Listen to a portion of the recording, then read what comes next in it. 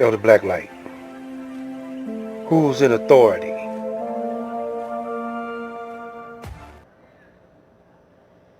How can you let a corrupt government be in authority unless you are corrupt yourself?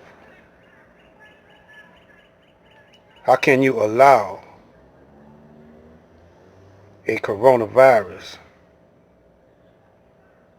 to wipe out half the globe and you don't say nothing, do nothing? How can you say you believe in any kind of God?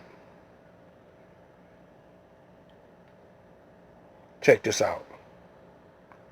A righteous, black united unity is a necessity. Elijah Muhammad has uplifted the black woman. And we have one of the many women whom he has uplifted in our midst today who's going to speak to us.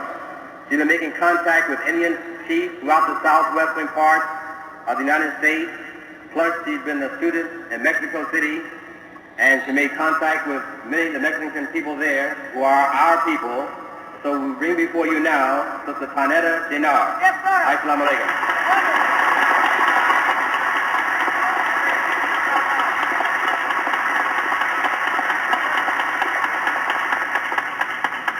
Assalamu alaikum.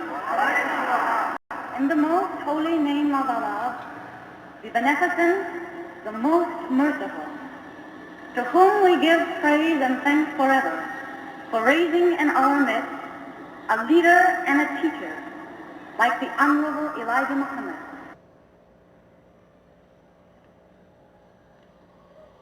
Mr. President, when there is war,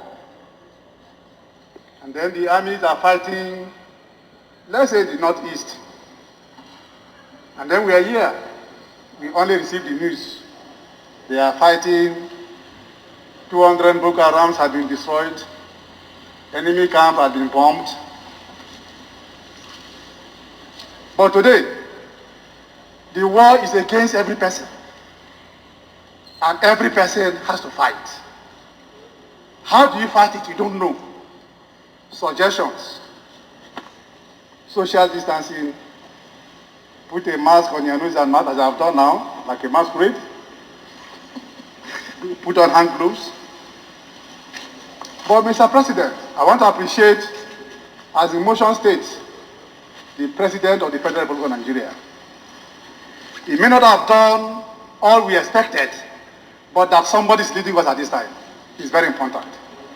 At the period, at the point of a crisis in an aircraft, if you hear that the pilot is no longer there, either he flew out or he is dead, you already have dead.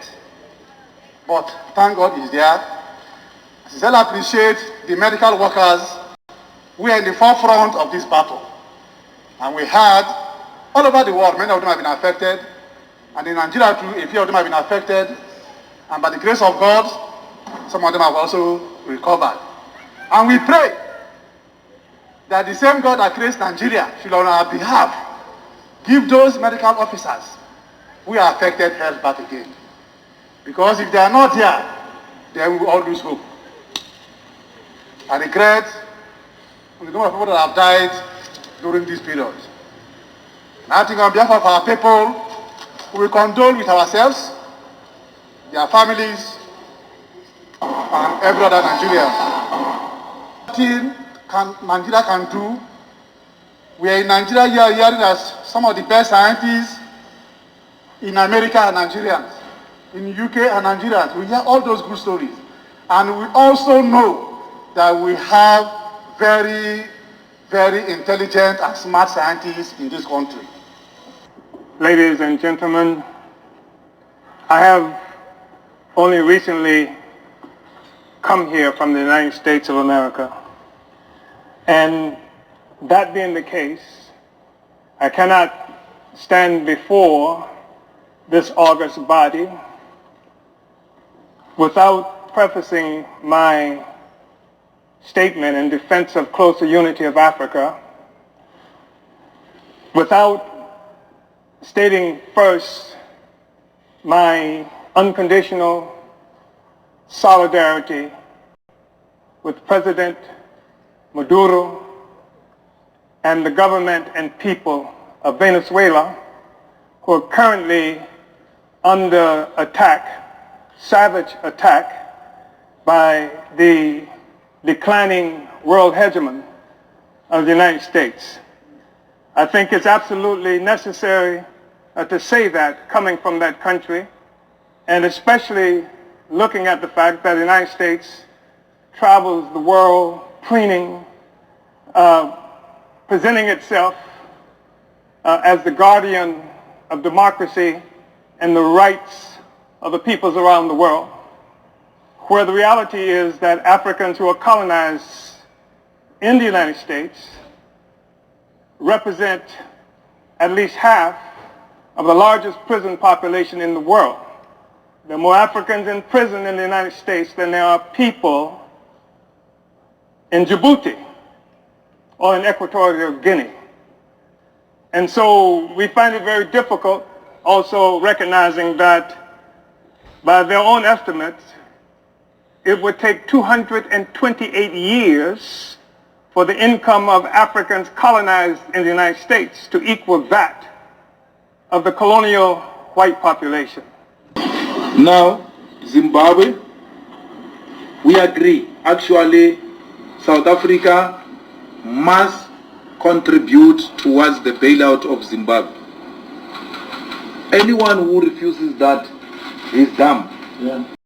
Because if you don't have Zimbabweans, the border is going to be flooded by them. And anyone who's going to block them from coming into South Africa, we're going to fight with that person. So you are always complaining, hey, there are Zimbabweans here. Hey.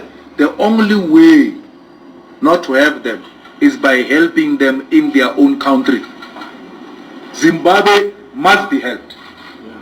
SADC countries, we need to come together, we need to close ranks. We must give conditional grant to the Zimbabweans. And it must be grant that is dedicated to developmental programs which will help Zimbabwe to stand on its own. A weaker Zimbabwe leads to a weaker SADC region. We need Zimbabwe. Even if we don't have money, those who know English will translate to you. So the little we have as Africans, we need to share and stop being greedy. Otherwise, we are setting this Zimbabwe up for IMF and World Bank bailouts. And you know what happens. We have no problem providing our police with uniforms. We have actually paid for the new uniforms, and the new uniforms are being done. I asked the Principal Secretary in charge of the State Department of Interior, Dr. Kibicho, who chairs the technical team on the police reforms, to move around the country and look at the capacities we have in our factories, in our textile sector.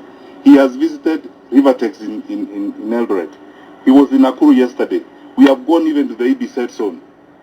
What is happening here, and I will speak about it bluntly, and let me make this revelation to you.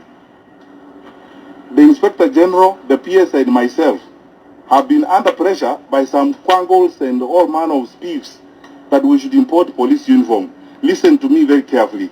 We will not import police uniform.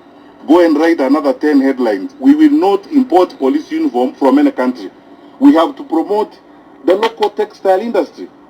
Buy Kenya, build Kenya. How are we going to support our cotton farmers? How are we going to support our manufacturers and create jobs in our country? You know, this monkey business that has been going on for a period of time, we go to some shadowy corners and agree to import police uniform from some places and create excuses that... Isn't it simply outrageous that someone is saying we don't have material in Kenya with the kind of textile sector that we have? So why would the government put budget resources to revive Rivertex? They say that the Rothschilds, the Rockefellers, World Bank, the Federal Reserve, all got the gold, all got all the resources sitting on top of it. They say they own it. and we work the plantation, I say this, let them pay your electric bill, your light bill, your grocery bill, your clothing bill, your doctor bill, your hospital bill. Let them pay for it. They owe it to us. Or how can you be letting them, a handful of people, run your life? What kind of people are you, black people, man and woman?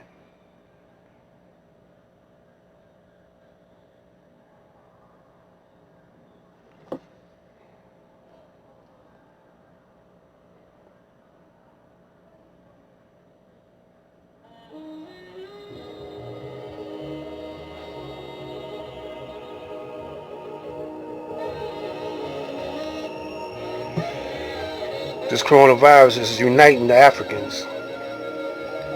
These brothers over here in the States, they still divided, talking out the side of their neck, talking like people with paper sack heads.